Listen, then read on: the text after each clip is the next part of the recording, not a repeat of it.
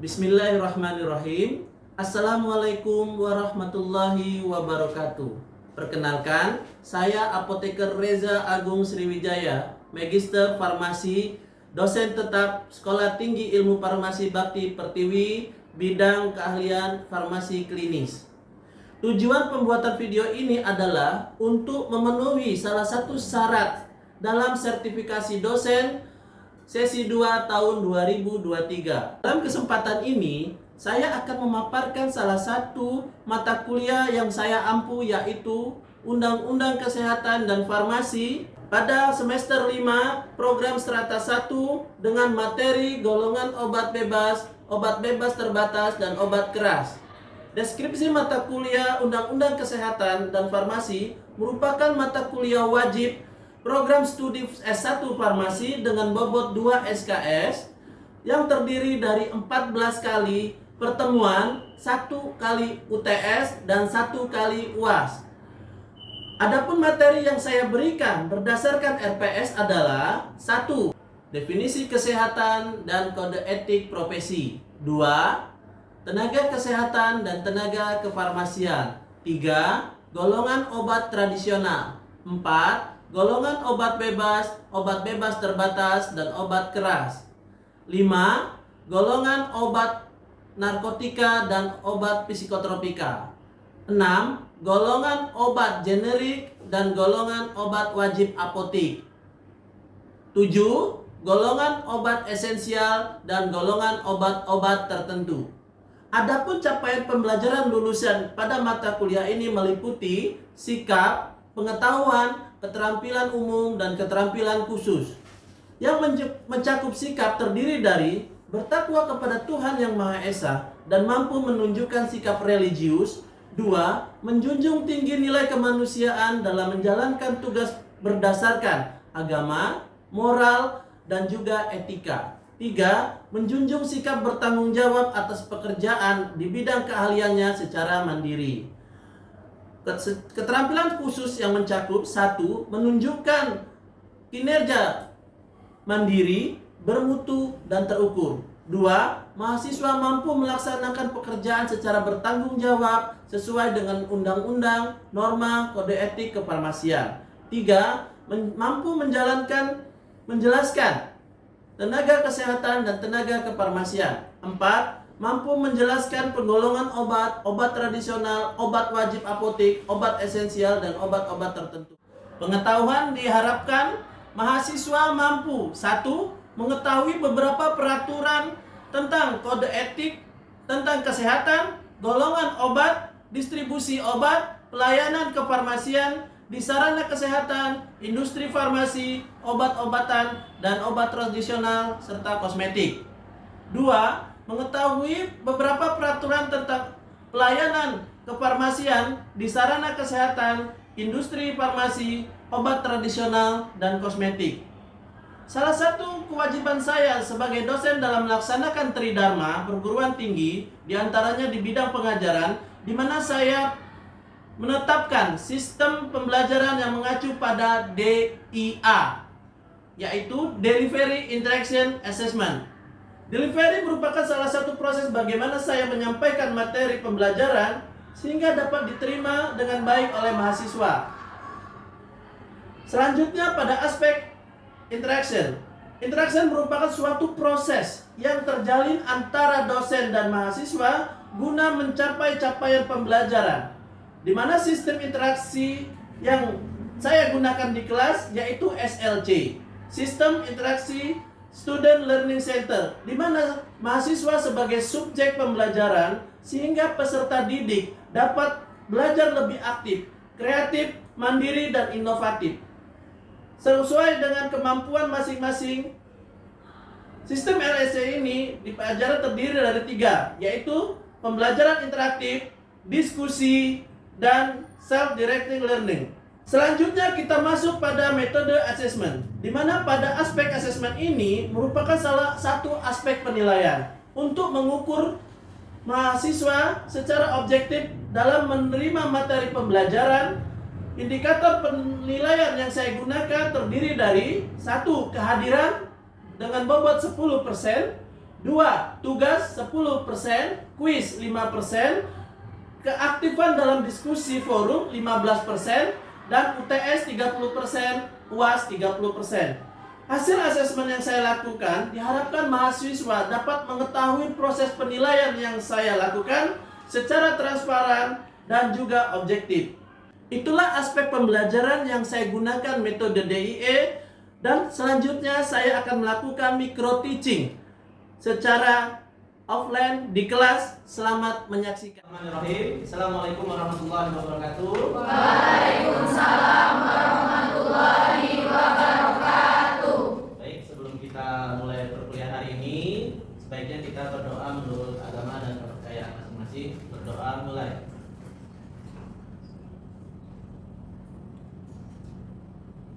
Berdoa selesai. Apa kabarnya hari ini, adik? Baik. Sehat semua? Sehat. Ya, oke ya. Kemarin kita sudah belajar materi tentang apa kalau ingat? Obat tradisional. Oke ya, ini pertemuan keempat kita, yaitu pertemuan kita tentang penggolongan obat berdasarkan undang-undang. Ya, sebelumnya kita akan merefleksi pertemuan yang kemarin sebelum kita masuk ke pertemuan yang keempat. Ada yang masih ingat pertemuan apa kita kemarin? Obat Obat tradisional. Oke, ada yang tahu definisinya? Oke, silakan sendiri. Obat tradisional adalah obat yang berasal dari bahan yang diolah yang berupa bahan tumbuhan, bahan hewan, bahan mineral, dan sediaan seharian. Oke, ya. Sepakat pernyataan teman kalian? Sepakat. Ya. Oke. Jadi itu obat tradisional. Ada yang tahu jenis obat tradisional berdasarkan peraturan undang-undang? Ya, silakan. Ya. Jenis obatnya yaitu jamu, obat OHT, dan fitofarmaka. Oke, bagus. Ada yang bisa gambarin logonya nggak? Jadi kalau kita ditanya sama masyarakat, kita tahu. Ada yang bisa? Ya, silakan coba kita tahu ya. Jadi sebelum kita masuk ke materi selanjutnya, coba kamu gambarin logo jamu, OHT, dan fitofarmaka. Jadi jangan sampai kita nanti sudah lulus kita nggak bisa membedain obat ini golongan apa. Ya, negara sudah mempermudah dengan logo obat ya.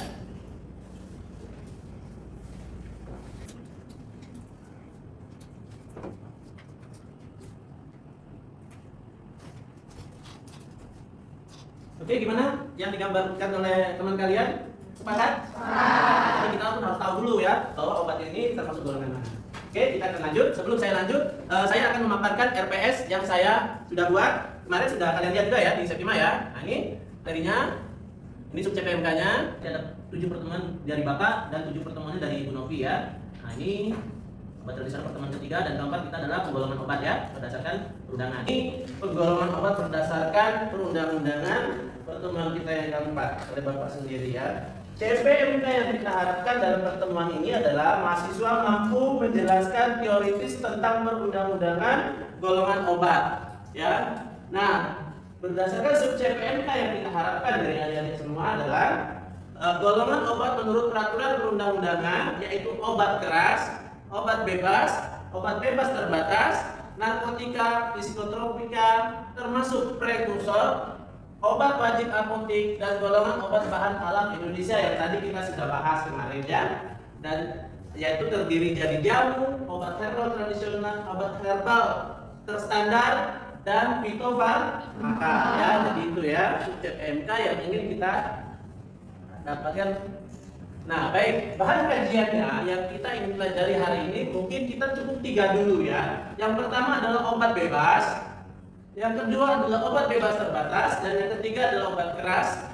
Yang berikut contoh obat yang beredar di masyarakat dan lakukan obatnya ya. 7 materi mata kuliah Undang-Undang Kesehatan Farmasi. Yang pertama adalah kesehatan dan pekerjaan farmasi berdasarkan undang-undang dan peraturan pemerintah. Yang kedua adalah tenaga kesehatan dan tenaga kefarmasian. Dan kita juga di sini kan nanti kelak menjadi tenaga kefarmasian. Yang ketiga adalah golongan obat tradisional. Yang keempat adalah golongan obat bebas terbatas, dan obat keras. Yang kelima adalah obat narkotika dan psikotropika. Yang keenam adalah obat generik dan obat wajib apotik. Yang ketujuh obat esensial dan obat-obat tertentu beserta contohnya dan bagaimana cara kita mengelolanya dari mengadakan, menyimpan, melayani pendistribusian obat baik resep maupun tanpa resep sampai bagaimana cara memusnahkannya. Oke, paham ya? Jadi kita akan mengenalkan ini semua kepada kalian. Baik, pertama adalah definisi obat. Seperti kita ketahui, ya, obat itu sebagai senyawa yang digunakan untuk mencegah, mengobati, mendiagnosis penyakit atau gangguan yang dapat menimbulkan suatu kondisi tertentu. Misalnya ada seorang infertil, ya, sulit memiliki keturunan, atau melumpuhkan otot rangka selama pembedahan, ya, misalnya pembedahan seksio, ya, sesar, kan, otomatis dia lokal, ya, diberikan obat, ya, obat bius dan kombinasi obat analgetik, ya. Nah, obat itu akan menimbulkan dua efek, ya. Efek obat sebagai obat bila tepat digunakan dalam pengobatan suatu penyakit dengan dosis dan waktu yang tepat, ya, harus tepat dosisnya. Yang kedua adalah racun apabila obat digunakan dengan dosis berlebih dan akan menimbulkan keracunan. Bila dosis kecil maka tidak memperoleh penyembuhan, ya. Mungkin banyak yang kita lihat ini penyalahgunaan narkotika dan psikotropika, ya, yang memang tidak sesuai dosisnya, ya.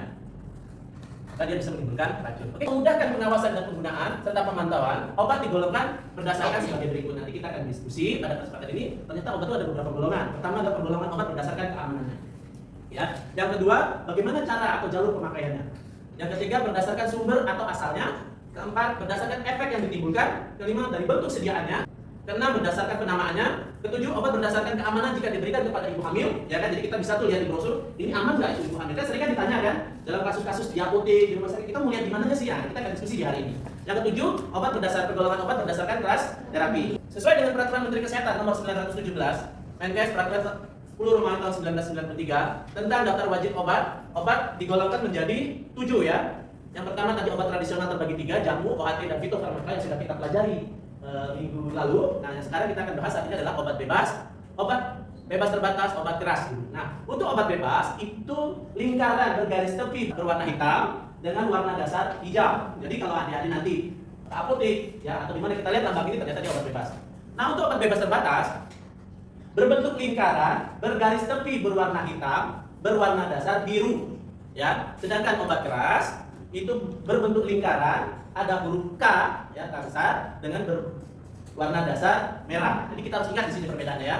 Yang terakhir adalah obat psikotropika, itu juga sama seperti obat keras logonya, ya, berbentuk lingkaran, ada huruf K di dalamnya berwarna dasar merah. Sedangkan untuk narkotika itu sama, ya, berbentuk lingkaran, yang membedakan adalah garis tepinya. Garis tepinya berwarna merah dan dia ada lambang medali, ya, medali. Dan berbahan dasar warna putih. Kalau diingat-ingat, kalau misalnya nanti kalian ke suatu tempat sarana kesehatan di apotek, Anda bisa membedakan secara awal dengan menggunakan logonya. Oke, obat bebas adalah obat yang boleh digunakan tanpa resep dokter. Obat bebas dalam kemasannya tadi sudah Bapak jelaskan, berwarna hijau. Contohnya paracetamol, vitamin C, acetosal, antasida, dan OBH, ya. Nah, istilah tanpa resep dokter ini istilah kita biasa mengenal adalah swamedikasi. Jadi resep tanpa resep bisa diberikan, dengan resep juga bisa diberikan, ya. Nah, obat bebas ini gimana, Pak? Pengadaannya ya boleh dengan resep surat pesanan biasa. Terus disimpan di mana? Di dalam obat bagian depan, istilahnya over the counter. Ya, dan disimpan di situ, ya. Datang pasien, ada resep obat bebas boleh diberikan. Tanpa resep boleh juga kita berikan. Ya, itu ya pendistribusiannya, ya. Jadi untuk obat bebas sudah cukup paham? Yang contohnya. Nah, ini adalah contoh-contoh obat bebas yang beredar di masyarakat. Jadi kita bisa melihat awal masyarakat itu mengenal dengan logo obatnya, ya. Nah, itu warna hijau terlihat seperti Sanmol. Sanmol obat apa kalau boleh tahu? Jeruk panas. Istilahnya kalau orang farmasi analgetik. Apa? Antiviretik. Harus diingat, ya. Kita orang farmasi nanti harus tahu, ya. Nah, kalau diatap itu obat apa? Anti diare, ya. Nah, kalau misalnya tadi tuh di bawahnya Sanmak itu obat apa? Itu gambar apa kalau boleh tahu? Oke, ya. Nah, kita harus ingat-ingat juga, ya. Tadi selain tadi kita bilang harus tepat cara minumnya, dosisnya. Nah, tepat minumnya obat Sanmak di mana itu? Obat lambung itu diminum sesudah makan atau sebelum makan? Sebelum makan, ya. Karena sesudah makan tidak memberikan efek terapi, ya. Oke, di sini ada Dumin dan di sini ada vitamin dan lainnya. Obat bebas terbatas, nah, ini juga relatif aman, ya, selama pemakaiannya mengikuti aturan yang ada. Jadi yang membedakan dengan obat bebas itu, kalau obat bebas terbatas ada label peringatan, ya, penandaan khusus, ya. Nah, jadi dia lambangnya berwarna lingkaran, ya, logonya garis tepi hitam, warna dasar biru, ya. Oke, dia ini tanpa resep boleh diberikan, ya, sebagai medikasi, tapi harus kita sampaikan. Kita sampaikan ada label peringatan yang perlu kita sampaikan, ya. Obat yang sering kita ini biasa kita lihat di apotek, toko obat. Nah, sebenarnya saya termasuk yang tidak setuju, ya, untuk obat-obat yang ada di warung, karena warung bukan tempat pelayanan distribusi obat, ya, jadi dia tidak menguasai. Contohnya di sini obat flu kombinasi CTM dan mebendazole. Nah, inilah adalah label peringatan di belakang kemasan itu yang wajib kita sampaikan kepada masyarakat. Contohnya P nomor 1 atau peringatan nomor 1, awas obat keras, baca aturan pemakaiannya. nomor 2, peringatan nomor 2, awas obat keras hanya untuk umur, jangan ditelan. Ini banyak masyarakat awam tidak tahu, misalnya Listerine, ya kan? Kita harus sampaikan, dan obat tidak bisa ngomong. Kita memperkenalkan obat bebas terbatas, obat umur, atau nama lainnya Gargarisma, istilah farmasinya. Nanti kalian belajar mengenal nama Gargarisma, dia adalah obat umur dan tidak boleh ditelan. Berikutnya peringatan nomor 3, awas obat keras hanya untuk bagian luar badan. Nah, tidak boleh. Jadi biasanya kan anak kecil ya, balita atau di bawah 10 tahun ya, kita ada nih peringatan seperti ini untuk tidak digunakan di dalam tubuh ya, hanya untuk obat luar.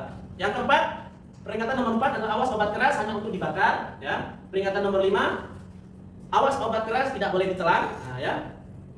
Dan peringatan nomor 6, awas obat keras, obat wasir jangan ditelan ya. Biasanya dalam bentuk sediaan supos ya dan lainnya. Jangan sampai tertukar ya bentuk sediaan oral, bentuknya kayak tablet atau torpedo, itu untuk obat wasir misalnya tidak untuk ditelan ya. Nah, ini contoh obat bebas terbatas yang beredar di masyarakat.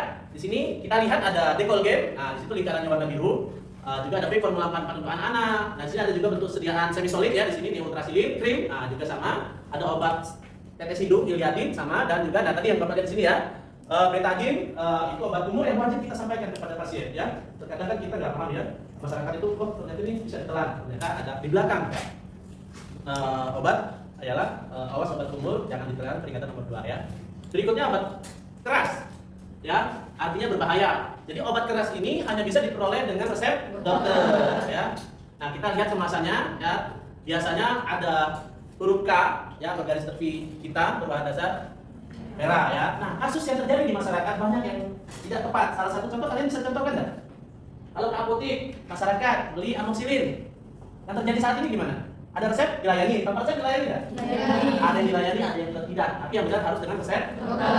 Jadi nanti kita memberikan edukasi kepada masyarakat ya. Apalagi masyarakat sekarang ini kan, nah misalnya batuk, pilek, ya, bersin, gejala influenza gitu kan? Itu kan influenza itu kan dari virus, kira-kira tepat dari diberikan antibiotik? Hah? Tidak ya. Nah, makanya antibiotik amoxicillin contohnya paling banyak disalahgunakan di masyarakat. Beli obat tanpa resep sebaiknya pada saatnya nanti kamu jadi tenaga kefarmasian untuk tidak diberikan, karena memang harus dengan resep ya, karena dia yang terinfeksi bakteri ya. Nah, ini contohnya yang tadi. Jadi kalau lihat ada logonya obat seperti ini, ini adalah obat keras. Nah, gimana cara penyimpanannya? Dia berbeda dengan obat bebas dan bebas terbatas tadi ya, baik dari distribusi, dari PBF maupun di sarana kesehatan. Bagaimana cara obat disimpan itu? Ya, kalau di sarana kesehatan dia disimpan tidak ditampilkan di luar. Ya, tadi obat bebas dan bebas terbatas dia ditampilkan di OTC, over the counter, dari di luar orang bisa melihat. Ya, sedangkan obat keras tidak boleh. Ya, tidak boleh ditampilkan di luar. Ya, jadi coba kalian lihat di apotik, ya, di rumah sakit, jarang kan kalian lihat obat-obat seperti ini ditampilkan di luar, ditampilkan dipajang kan? Memang peraturan tidak boleh ya. Yang kedua dia harus dengan resep dokter ya. Ya, begitu dia keluarkan dari apotik harus dengan resep dokter ya. Nah, berdasarkan cara atau jalur pemakaiannya, obat itu terbagi 2 jalur. Pertama obat dalam, yang kedua adalah obat luar. Mungkin kalau kalian belajar kemarin penandaannya dengan etiket. Kalau obat dalam etiketnya warna apa? Putih. Kalau obat luar? Biru. Tolong diingat itu ya. Ya, ialah kalau obat dalam ialah semua obat yang penggunaannya melalui mulut masuk ke dalam saluran cerna yang bermuara di lambung, usus halus ya. Nah, bentuk obat yang sering digunakan adalah tablet, kapsul, sirup dan sejenisnya ya. Jadi dilihat kita kalau meraciknya pun menggunakan etiket putih ya. Sedangkan obat luar ialah obat pemakaian tidak melalui saluran cerna ya, tidak melalui mulut. Jadi dia di luar. Contohnya kalau obat-obat salep, injeksi, lotion, tetes hidung, tetes telinga dan krim ya. Ini digunakan di bagian luar. Oke, berdasarkan sumber atau asalnya ya kita tahu obat itu bersumber bisa dari tanaman, hewan, mineral dan sintesis ya. Tadi yang kita sudah pelajari yang minggu lalu dari tanaman, hewan dan mineral. Sedangkan sekarang ini obat umumnya digunakan sumber sekarang adalah dari semi sintetis atau sintesis ya. Contohnya ya tadi ya paracetamol dari acetaminophen ya, aspirin dari acidum acetylsalicylic dan seterusnya ya. Efek yang ditimbulkan, nah tadi efek yang ditimbulkan obat banyak ya. Salah satunya adalah obat antiinfeksi ya. Obat antiinfeksi yang paling banyak digunakan adalah antibiotik ya dan seterusnya. Yang kedua antihistamin. Ada yang tahu nggak apa itu antihistamin? Ada yang tahu histamin? Siapa? Alergi. Ada yang tahu contohnya obat alergi? Hah? Cetirizine, benar? Ada yang lain? Nah, yang obat golongan obat bebas terbatas, warnanya kuning. Oh, CTM ya. Jadi kita harus tahu ya, kalau ternyata kalau dibilang antihistamin adalah obat anti alergi ya. Nah, gejala yang ditimbulkan dari alergi misalnya meresponnya bersin, gatal ya, itu alergi ya. Yang berikutnya adalah anti hipertensi. Hipertensi apa artinya? Darah tinggi, tekanan darahnya Tinggi. Nah, ini penurun tekanan darah tinggi ya. Ada yang tahu nggak? Satu aja contoh obatnya. Amlodipin ya. Jadi kita harus tahu juga ya ternyata. Yang kedua adalah vaksin ya. Kemarin sudah divaksin semua belum? Sudah. Ini kan kita ingat definisi obat kan tidak hanya mengobati ya, dia juga Mencegah.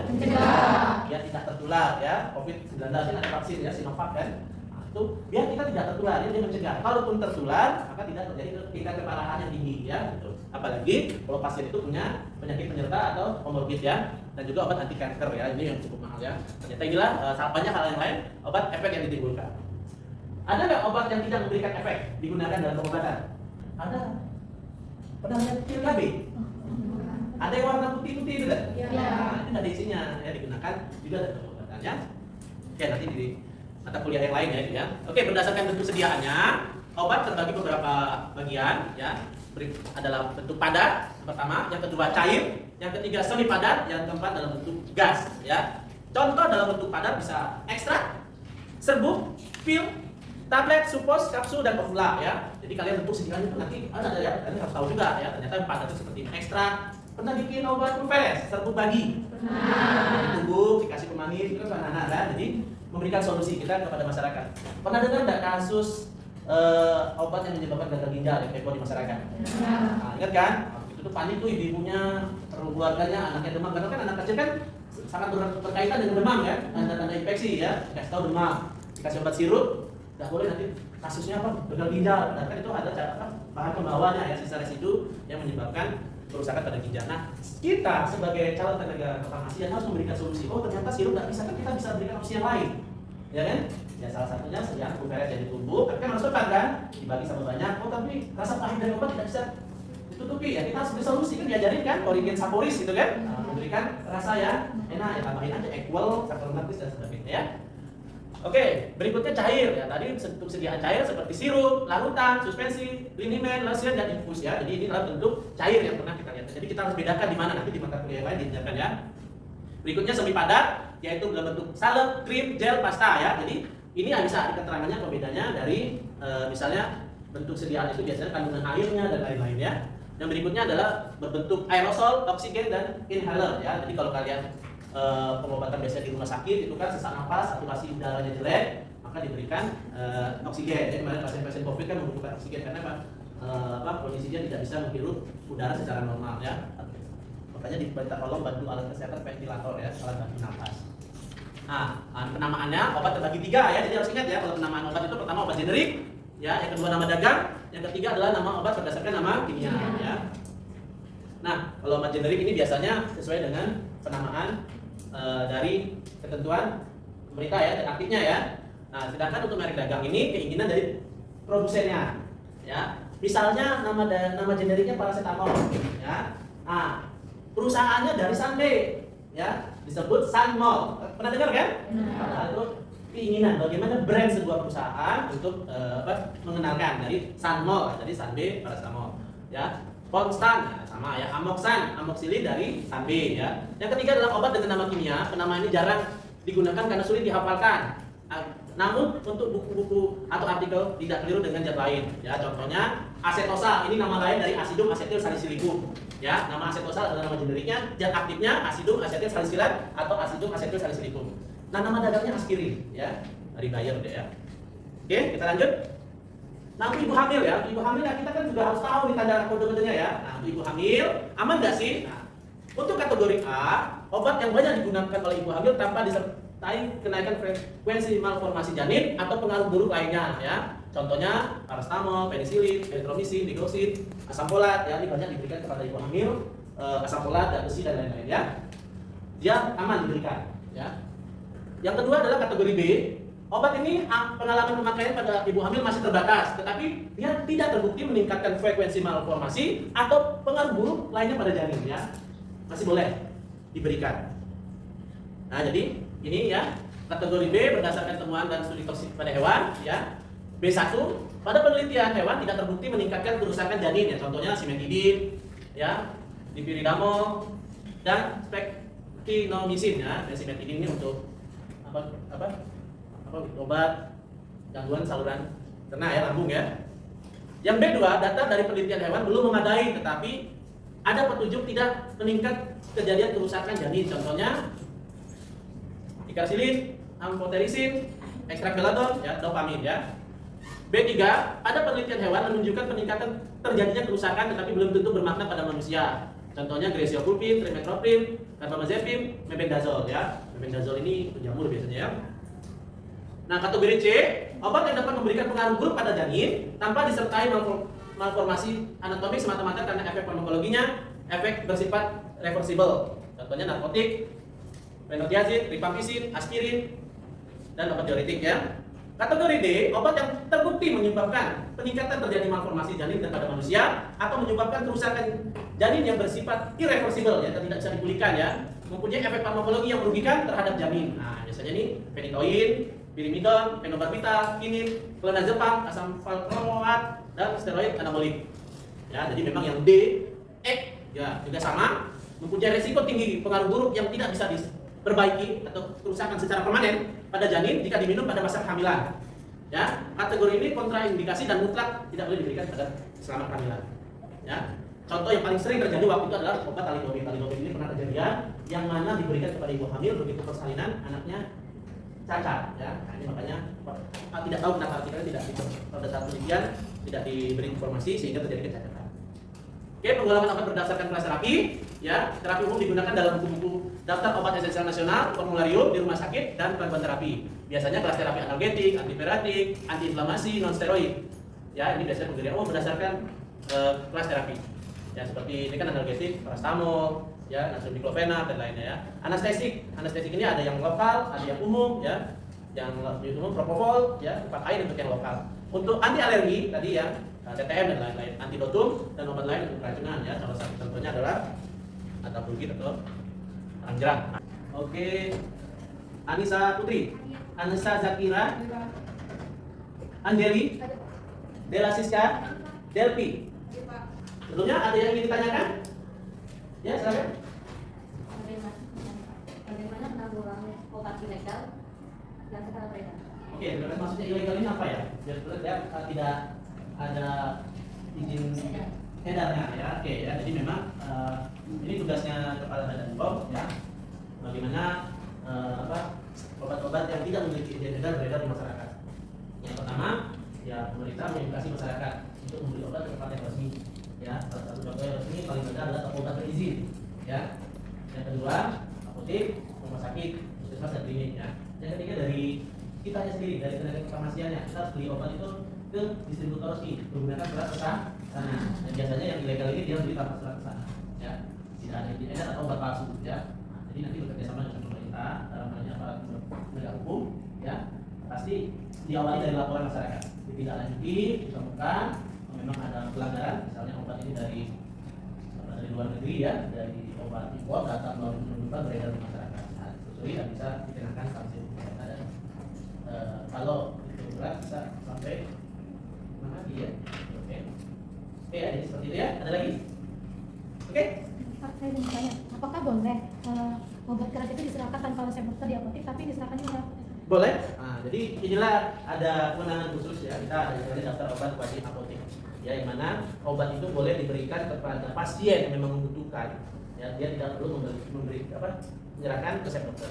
Salah satunya contoh adalah obat KB, ya, pil KB, ya, karena penggunaannya cukup luas dan kita perlu membantu pemerintah dan juga tenaga kesehatan lain bagaimana kita mengedukasi masyarakatnya, kan. Bagaimanapun juga bahan obat tradisional dan kosmetik adalah sediaan farmasi, maka kita punya mengedukasi dan memberikan kepada masyarakat pemahaman dan juga kita memiliki kewenangan untuk memberikan obat itu kepada masyarakat. Tetapi sebaiknya pada saat kita menyerahkan obat itu kepada pasien kita terdokumentasi dengan baik. Misalnya kita tahu yang biasa beli obat ini si A, obat KB ini, kita catat. Sampai di sini. Oke, terima kasih. Cukup. Saya ingin memberikan resumen bahwa obat bebas terbatas dan obat keras dibedakan dari logonya dan bagaimana cara pelayanan kepada masyarakat. Obat keras harus menggunakan resep dokter, obat bebas dan obat terbatas bisa diberikan tanpa resep dokter. Sedangkan obat keras penyimpanannya di dalam bagian apotek, sedangkan obat bebas dan bebas terbatas bisa ditampilkan di OTC atau over the counter. Terima kasih atas pertemuan hari ini. Bapak ucapkan Mohon maaf atas kekurangannya. Bapak akhiri. Assalamualaikum warahmatullahi wabarakatuh. Waalaikumsalam warahmatullahi wabarakatuh.